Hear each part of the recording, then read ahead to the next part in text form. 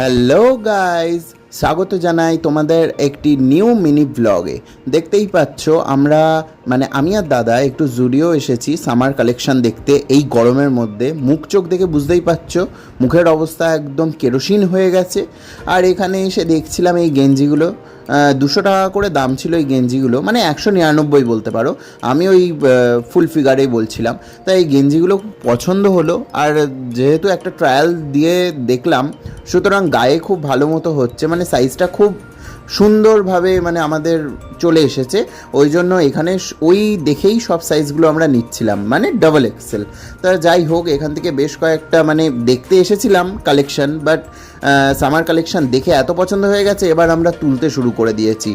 একটা দুটো করে মানে যেটা দাদার পছন্দ হচ্ছে সেটা তুলছি।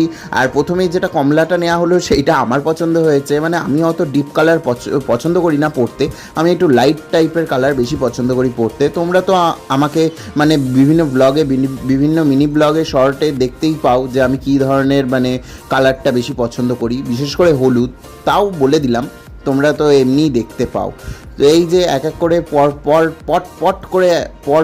একটা একটা করে এরকমভাবে ও গেঞ্জি তুলছে। ফাইনালি একটা রেখে দিল, খুব ভাগ্যবশত, সেটাও ভুল সাইজ তুলেছিল বলে। যাই হোক, এটা তুললো, ওই পড়ে গেল। এই কি পাবলিক আমি নিজেও বুঝি না, কীভাবে দেয় কে জানে। ওই পড়ে গেল বলে ও আর নেবে না, ও আবার ওটা রেখে আবার ওই সাইজ নেবে, কিন্তু ওই তলা থেকে তুলে। কি এই পাবলিকগুলোকে কি বলা যায়, কি বলা যায়? তোমরা প্লিজ কমেন্টে বলো, এই পাবলিকগুলোকে কি বলবো? কোনো মানে নেই এই পাবলিকগুলোর সাথে আসলে নিজেরও মানে হ্যারাসমেন্ট হয়ে যায় এক টাইমে। চলো, নেওয়া হয়ে গেছে। আর এদিকে দুটো প্যান্ট আমি চয়েস করেছিলাম, মানে ভালো লাগছিল দেখে। খুব চয়েস করেছিলাম বলাটা খুব ভুল, কারণ ভালো লাগছিল বলে আমি ট্রায়াল দিতে গিয়েছিলাম। কিন্তু খুব কষ্টের সাথে বলি যে এই প্যান্ট দুটো হয়নি, আমার কোমর অবধিই ওঠেনি। সুতরাং এই প্যান্ট দুটো ফেরত দিয়ে দুঃখের সাথে বিল পেমেন্ট করার জায়গায় পৌঁছে গেলাম। দেখতেই পাচ্ছ কত মানে আমার হাসি মুখে আমি প্যান্টগুলো নিয়ে যাচ্ছি। কিন্তু এরপরের কাহিনিটা তো বলেই দিলাম।